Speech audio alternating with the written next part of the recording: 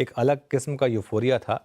लेकिन हाल की गिरावट को देखें तो लगता है कि ट्रम्प कार्ड फेल हो गया है। जी हाँ, आईटी सेक्टर की बिकवाली थमने का नाम नहीं ले रही है। जिस दिन से इसने 200 डे मूविंग एवरेज तोड़ा था, उस दिन के बाद से इसने मुड़कर नहीं देखा। आखिर आईटी सेक्टर को किसकी नज़र लगी, इसका मूड इतना ख़राब क्यों है? पूरी एनालिसिस के साथ आशीष मौजूद हैं स्टूडियो में। आशीष, गुड आफ्टरनून।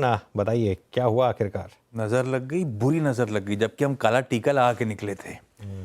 आज तगड़ा प्रेशर है आईटी इंडेक्स में, वो आपकी स्क्रीन पर आ जाएगा। उसके साथ साथ अपन सुबह चर्चा कर रहे थे साल के हाई से किस तरह से आईटी अब करेक्ट कर रहा है।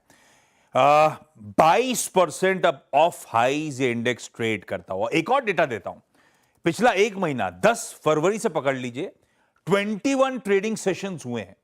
17 ट्रेडिंग सेशंस में आईटी लाल निशान में था, केवल 4 में इन ग्रीन बंद हुआ है। इस तरह का पेन ऑफ लेट आया है और ये अक्रॉस टाइम होराइजंस मैंने आपके सामने रिटर्न्स रख दिए हैं।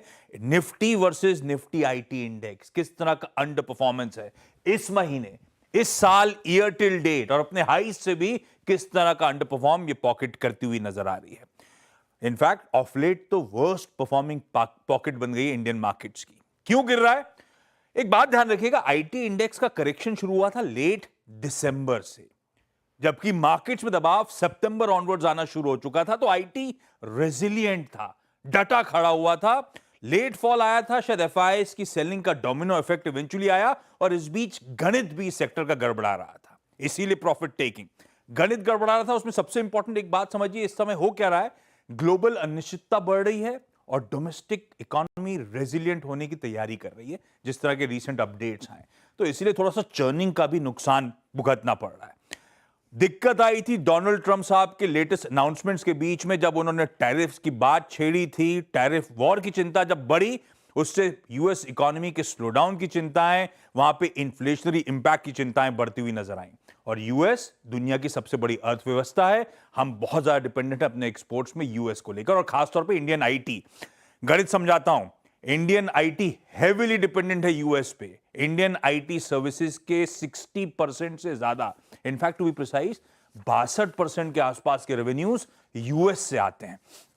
टैरिफ के चलते अनसर्टेनिटीज देखने को मिली, और इशू ये था, आपको याद होगा लास्ट साल के एंड आते आते तक स्ट्रीट बड़ी होपफुल थी 2025 को लेकर कि 2 साल तक आईटी ने कुछ नहीं करा, स्लोडाउन था, और अब 2025 में हालात पटरी पे आएंगे। वो होप्स सारी की सारी डैश हो गई जब से ट्रंप साहब लौट के उन्होंने टैरिफ वॉर छेड़ दिया।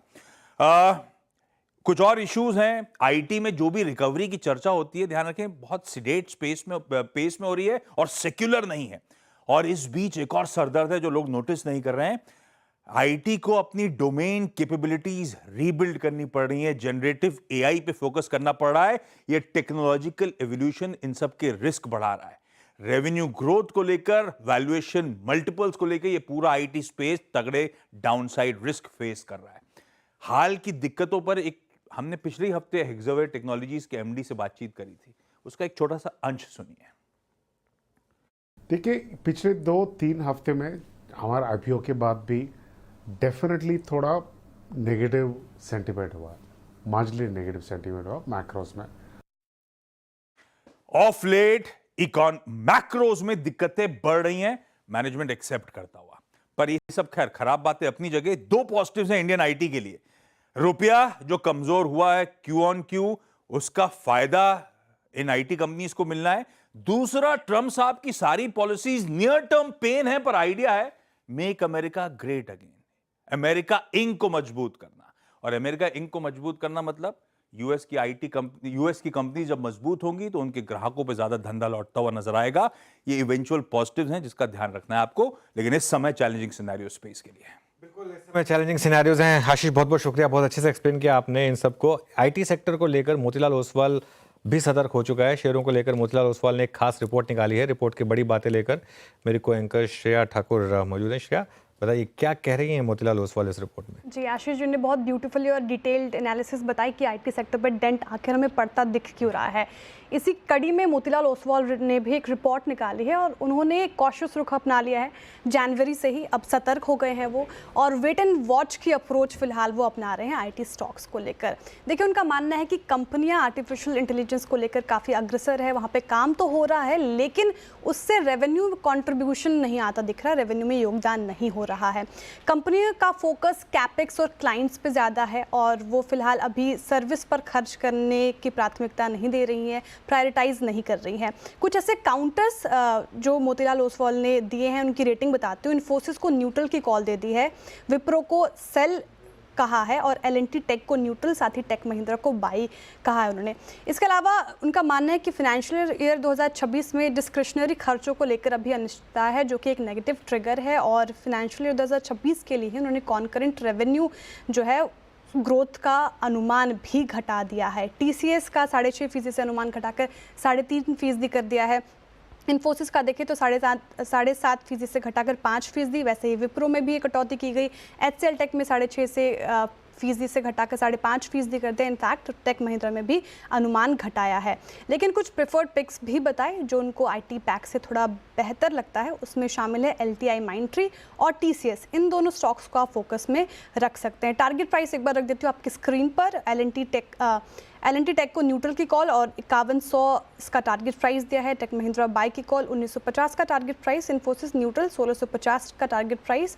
वही विप्रो जो सेल की कॉल थी तो नीचे का टारगेट प्राइस है 240। तो फिलहाल मिक्स्ड रिव्यू है। कुछ प्रेफर्ड पिक्स जैसे कि एलटीआई माइंट्री और टीसीएस, बाकी सेल की कॉल है। ओके, बाकी सेल की कॉल है यहाँ पर। गौरांग जी, अब पर्टिकुलर अगर स्टॉक्स चुनने हो आईटी में तो आप कौन से चुनेंगे इस समय? देखिए, पहले तो दिक्कत है, इसमें कोई दो राय नहीं है। चौथी तिमाही के नतीजे और कारोबार को लेकर के टिप्पणी, तब तक मेरे ख्याल से काफी स्पष्टीकरण हमारे और आपके समक्ष आ जाएगा आईटी क्षेत्र को लेकर के। राय कहाँ पर है? दिग्गजों में टीसीएस, एचसीएल टेक, ऐसे तो बाकी अन्य दो कंपनियां भी हैं खरीदारी की राय में, और मझौली कंपनियों में परसिस्टेंट सिस्टम्स और साइंस लिमिटेड ये पसंदगी रहेगी। हालांकि मझौली और छोटी कंपनी में भी और भी पसंदगी है। थोड़े बहुत दिक्कत हो सकते हैं अनुज भाई, इसमें कोई दो राय नहीं है, लेकिन ये ज्यादा समय तक नतीजों पर असर आएगा, हाल फिलहाल उसका अनुमान लगाना थोड़ा कठिन है। ओके, चलिए, तो ये इस समय कुछ स्टॉक्स पर व्यू पर। सतपुते जी, शॉर्ट या लॉन्ग आईटी में चुनना हो तो इस समय कोई ट्रेड होगा क्या आपके पास? अनुज जी, देखिए, आईटी में most of the counters oversold है। ये जो ब्रेकडाउन्स थे वो 200 डीएमए से, तो यहाँ पे आप कह सकते हैं कि थोड़ा सा रिस्क जो है वो बढ़ रहा है। उसके बावजूद अगर आप देखें तो दो काउंटर्स मेरे रडार पे है। एक है केपीआईटी टेक्नोलॉजी, जैसे आपको पता है कि मैंने एक दो बार दिया भी था। केपीआईटी टेक्नोलॉजी भी अभी भी लगता है कि ये जब तक 1250 के ऊपर नहीं निकलता, यहाँ पे सेलिंग प्रेशर रहेगा, फिर रैली पे, हर उछाल पे बेचने की सलाह होगी।